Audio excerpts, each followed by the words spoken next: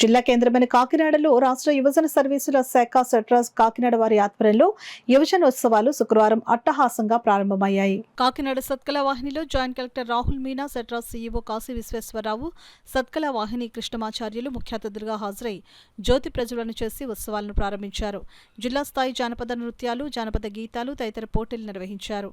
ఆధునిక యుగంలో అంతరించిపోతున్న ప్రాచీన కళలకు రాష్ట్ర ప్రభుత్వం ప్రాణం పోస్తున్నదని కాకినాడ జాయింట్ కలెక్టర్ రాహుల్ మీనా పేర్కొన్నారు. ఈ సందర్భంగా సెట్రాస్ సీఈఓ కాశీ విశ్వేశ్వరరావు మాట్లాడుతూ సీఎం చంద్రబాబు సారథ్యంలో జానపద, గిరిజన సాంప్రదాయాలకు ప్రత్యేక గుర్తింపు లభించిందని అన్నారు.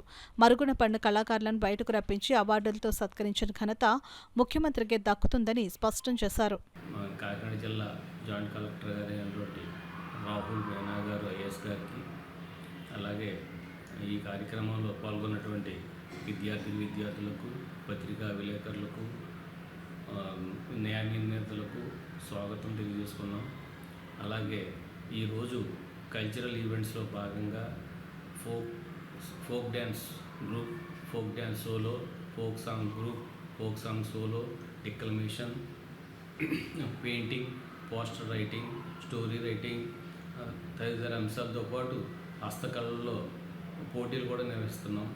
ఈ పోటీలకు మన కాకినాడ జిల్లా నుండి 641 మంది విద్యార్థులు ఆన్లైన్ ద్వారా తమ పేరును నమోదు చేసుకుని పాల్గొన్నారు. అలాగే ఈ పోటీల్లో ప్రథమ స్థానం, ద్వితీయ స్థానం, తృతీయ స్థానం పొందిన విద్యార్థులకు ప్రశంసా పత్రాలు, మొమెంటో సహా అందించడం జరుగుతుంది. అలాగే మొదటి స్థానంలో విజేతగా నిలిచినటువంటి వారిని రాష్ట్ర స్థాయి పోటీలకు పంపించడం జరుగుతుంది.